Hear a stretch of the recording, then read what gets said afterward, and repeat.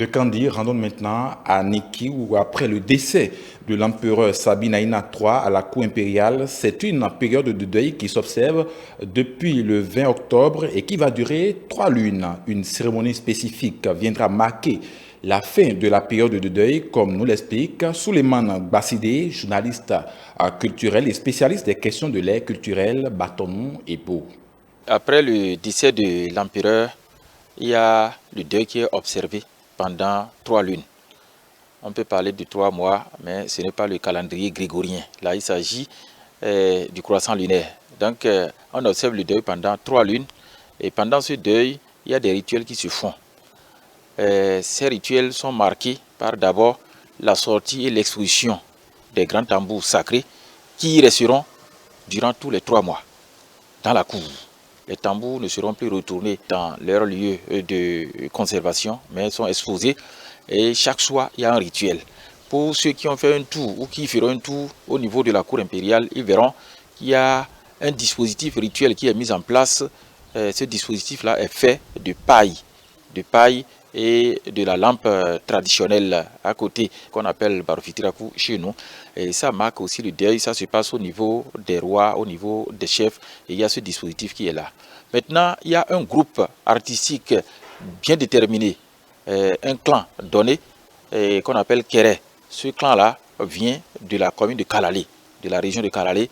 Toutes les fois qu'il y a deuil, c'est ce clan-là qui est sollicité dès la première minute pour les premiers rituels, et notamment les louanges de l'empereur.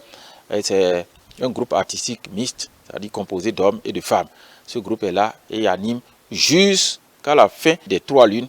La fin des 3 mois est marquée par une grande cérémonie d'enlèvement de deuil qu'on appelle Anana en bâtonnon. Et après cela, c'est les prétendants qui vont se bousculer pour, briguer le trône. Maintenant, nous sommes dans une transition. Et quand nous sommes dans une transition, qu'est-ce qui se passe? Ce sont les ministres de la cour, les ministres indiqués qui, ensemble, en observant le deuil, gèrent les affaires courantes. En attendant donc ces 3 mois qui passeront. Et soit disant au passage que lorsque les personnes indiquées, les ministres de la cour, ont consulté le calendrier lunaire, ils ont trouvé que la fin des 3 mois lunaires sera marquée par la cérémonie à la date du 22.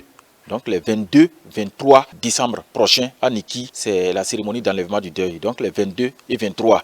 Donc c'est ce que le calendrier a indiqué. Je crois que les différentes têtes couronnées sont déjà informées par rapport à cette date-là.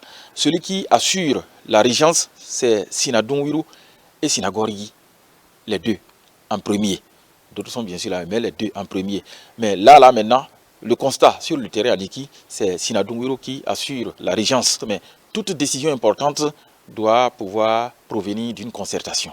Et par rapport à cette gestion de la régence, il faut dire aussi que les rituels sont donc animés pratiquement chaque soir par les griots de la cour. Les griots, c'est les guesserets par exemple, les griots de l'empereur sont là. Juste à côté, il y a aussi les trompettistes, les kakaki qui sont là. Et il y a ce groupe artistique Kéré. Donc voilà un peu comment ça se passe durant tout ce temps.